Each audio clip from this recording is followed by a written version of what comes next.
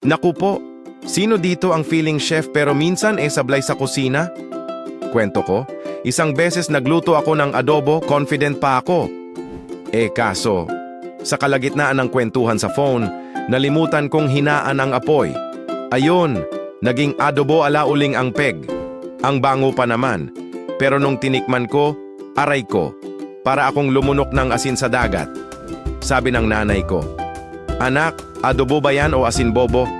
Tawanan kami buong hapunan, pero syempre, sayang ang effort.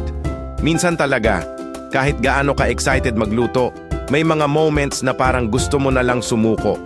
Pero tip ko sa inyo, kung nasobrahan sa alat, lagyan ng patatas o dagdagan ng tubig para sakto lang ang lasa ulit.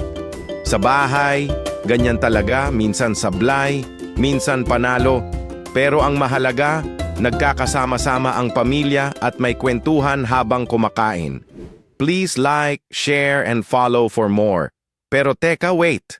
Hanap nyo ba ay non-stick na kawali na hindi dumidikit kahit sunod-sunod ang lutuan?